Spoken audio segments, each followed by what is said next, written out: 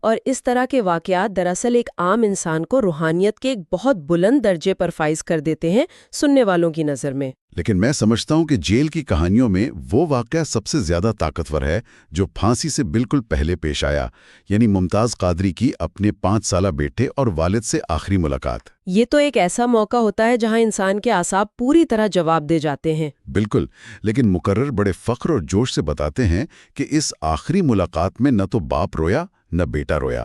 ممتاز قادری نے اپنے چھوٹے سے بچے کو مسکرا کر سینے سے لگایا اور پھر الگ کر دیا۔ ایک بہت ہی جذباتی منظر۔ ہاں، اور یہاں مقرر خطابت کا ایک اور حربہ استعمال کرتے ہیں اور اس عمل کو ایک فلسفیانہ جواز دینے کے لیے علامہ اقبال کی شاعری کا سہارا لیتے ہیں۔ اقبال کا فلسفہ؟ جی، وہ اقبال کا یہ فلسفہ پیش کرتے ہیں کہ موت کے وقت انسان کے چہرے پر مسکراہٹ اور دلیری صرف اس وقت آ سکتی ہے جب اس کے سینے میں محبت رسول صلی اللہ علیہ وآلہ وسلم موجزن ہو۔ پھر یہ دعویٰ کیا گیا کہ جب ممتاز قادری کو پھانسی گھاٹ کی طرف لے جایا جا رہا تھا تو وہ باقاعدہ آسمان کی طرف دیکھ کر مسکراتے رہے۔ اور یہ مسکراہٹ محض ایک جذباتی منظر کشی نہیں تھی، بلکہ میں دیکھ رہی تھی کہ اسے ایک اور تاریخی واقعے سے بڑی خوبصورتی سے جوڑ دیا گیا۔ مقرر کہتے ہیں کہ ممتاز قادری نے آسمان کی طرف دیکھ کر بالکل وہی کچھ دیکھا جو 1929 میں غازی علم الدین نے پھانسی کے وقت مسکراتے ہوئے دیکھا تھا۔ اگر ہم اسے وسیع تر تناظر میں دیکھیں تو یہیں سے یہ تقریر اپنے تیسرے اور شاید سب سے اہم مرحلے میں داخل ہوتی ہے، جہاں تاریخ کو، ماضی کے ان تمام واقعات کو ایک خالص سیاسی اور سماجی ہتھیار کے طور پر استعمال کیا گیا ہے۔ ہاں، یہاں ایک ایسی ریاضی، ایک ایسا حساب پیش کیا جاتا ہے جو عام طور پر ہماری جو نصابی کتابیں ہیں نا، ان میں نظر نہیں آتا۔ یہ بیانیہ سازی کی ایک انتہائی پیچیدہ اور مؤثر شکل ہے۔ مقرر 1929 میں غازی علم الدین شہید کو دی جانے والی پھانسی کے واقعے کو اٹھاتے ہیں اور اسے براہ راست 1947 میں بننے والے پاکستان کے ساتھ جوڑ دیتے ہیں۔ مطلب ان کا استدلال یہ ہے کہ 18 سال بعد جو قیام پاکستان کا معجزہ ہوا، وہ دراصل مسلمانوں کی طرف سے غازی علم الدین کے خون کا بدلہ اور صلہ تھا۔ بالکل، یہ تاریخ کی ایک بالکل ہی مختلف تعبیر ہے، اور اس تاریخی تعبیر کو بنیاد بنا کر وہ مستقبل کا ایک لائحہ عمل، ایک روڈ میپ تیار کرتے ہیں۔ وہ ایک تسلسل قائم کر رہے ہیں کہ اگر 1929 کی قربانی کا نتیجہ 1947 کا پاکستان تھا تو آج کی اس قربانی کا نتیجہ کیا نکلے گا؟ اور اس سوال کا جواب مقرر نے خود ہی دیا ہے۔ ان کے بقول اگر علم الدین کے خون کا بدلہ پاکستان کی صورت میں ملا تھا تو اب ممتاز قادری کے خون کا بدلہ اس ملک میں نظام مصطفیٰ کا عملی نفاذ ہے۔ اور یہاں وہ محض ایک تقریر کرنے والے نہیں رہتے۔ ہاں، وہ ایک قائد کے طور پر سامنے آتے ہیں۔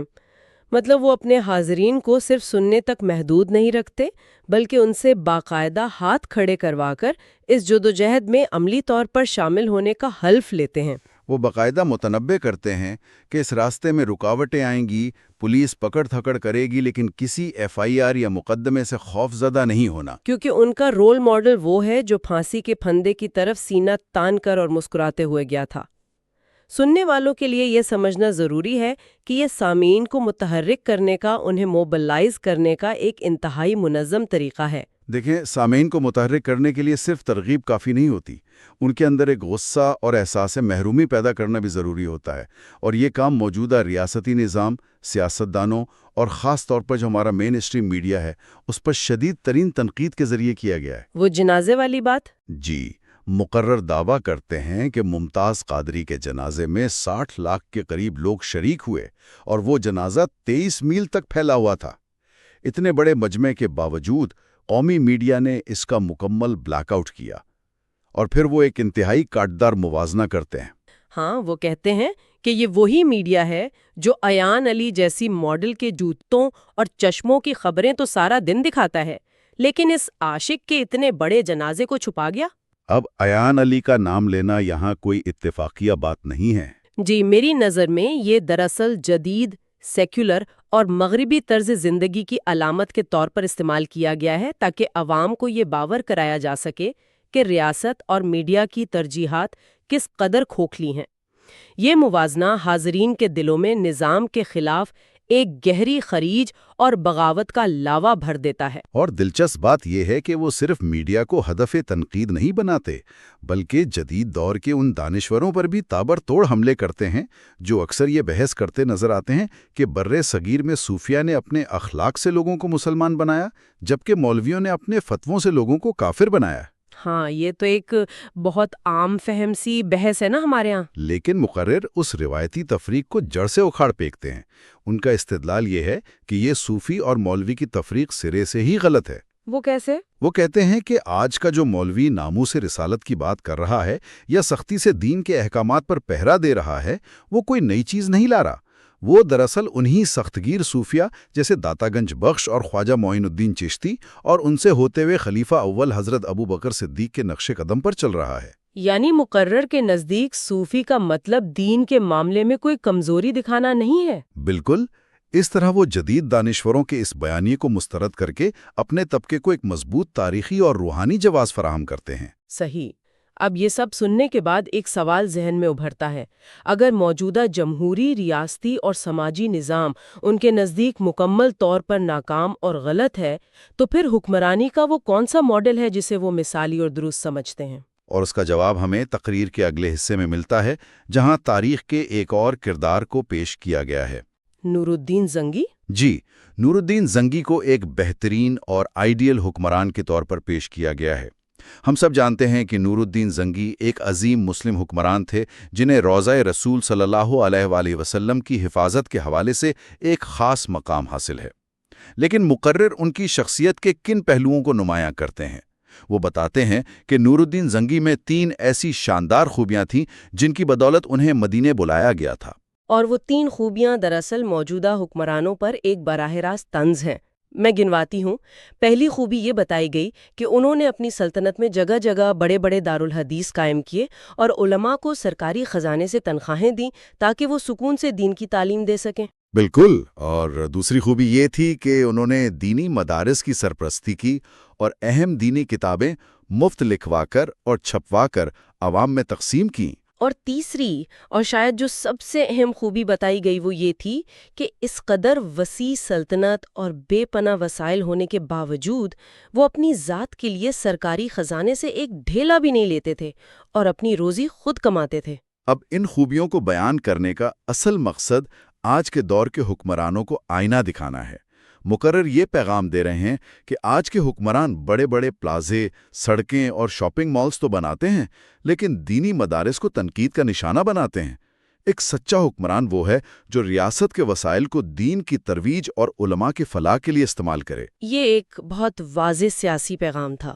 اچھا، اب ہم اس تفصیلی جائزے کے سب سے انوکھے، حیران کن اور اختتامی حصے کی طرف آتے ہیں۔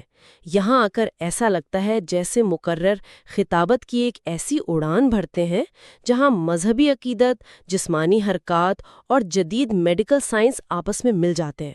وہ نعرے والا حصہ؟ جی، مقرر اپنے پیروکاروں کے نظم و ضبط کا تذکرہ کرتے ہوئے بتاتے ہیں کہ ان کے کارکن جو لبیک کا نعرہ لگاتے ہیں، شدید گرمی اور پیاس میں بھی دوسری سیاسی جماعتوں کے کارکنوں کی طرح ٹھنڈے مشروبات یا افطاری کے دسترخوانوں پر نہیں ٹوٹ پڑتے۔ لیکن جو بات سب سے زیادہ توجہ کھینچتی ہے وہ لبیک کے نعرے کے دوران بازو کی مخصوص حرکت کو سائنس سے جوڑنا ہے۔ اس سائنسی دعوے کے پیچھے جو نفسیات کام کر رہی ہے نا، وہ کمال کی ہے۔ میں بھی یہ سوچ رہی تھی کہ سائنس کا یہاں کیا کام؟ میں بتاتا ہوں۔ مقرر بتاتے ہیں کہ چین میں پڑھنے والے ان کے ایک طالب علم اور لندن کے ایک ڈاکٹر نے ان پر یہ انکشاف کیا ہے کہ جب ان کے کارکن لبیک کا نعرہ لگاتے ہوئے اپنے دائیں بازو کو ایک مخصوص جھٹکے سے اوپر اٹھاتے ہیں تو جدید میڈیکل سائنس کے مطابق یہ جسمانی حرکت انسان کو دل کی بیماریوں سے محفوظ رکھتی ہے۔ اب بظاہر تو یہ ایک بہت حیران کن سا دعویٰ لگتا ہے۔ ہاں، لیکن اس کے مقصد کوئی میڈیکل ریسرچ پیش کرنا تھوڑی ہے۔ دراصل جب آپ اپنے متوسط یا نچلے طبقے سے تعلق رکھنے والے پیروکاروں کو یہ بتاتے ہیں کہ ان کا سادہ سا مذہبی نعرہ اور ان کا انداز بیاں یورپ اور چین کی جدید سائنس سے ثابت شدہ ہے، تو آپ ان کے اندر موجود احساس کمتری کو ہمیشہ کے لیے ختم کر دیتے ہیں۔ یہ ایک بہت گہری بات کی آپ نے۔ جی، آپ انہیں ایک زبردست دانشورانہ فخر یعنی انٹلیکچول پرائیڈ عطا کرتے ہیں۔ وہ محسوس کرتے ہیں کہ وہ دنیا کے جدید ترین علوم سے بھی آگے ہیں۔ یہ ایک لیڈر کی طرف سے اپنے پیروکاروں کا مورال بلند کرنے کا ایک انتہائی طاقتور طریقہ ہے۔ بالکل۔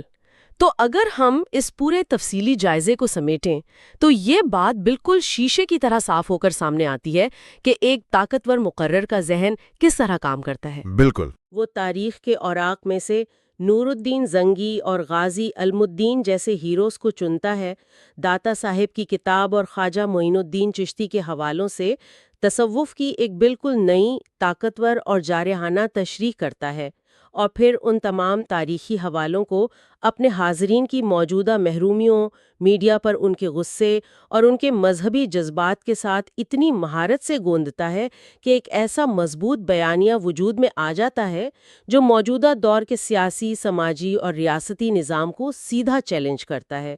مطلب یہ محض الفاظ نہیں ہے، یہ تاریخ، جذبات اور خطابت کا ایک ایسا بنا ہوا جال ہے جو سننے والے کو مکمل طور پر اپنے سحر میں جکڑ لیتا ہے اور اسے عمل پر مجبور کر دیتا ہے۔ اور اسی گہرے تجزیے کی بنیاد پر میں اس گفتگو کا اختتام ایک ایسے سوال پر کرنا چاہوں گا جو معلومات کے اس طوفانی دور میں ہم سب کے لیے بے حد غور طلب ہے۔ جی وہ کیا ہے؟ جب ماضی کے واقعات اور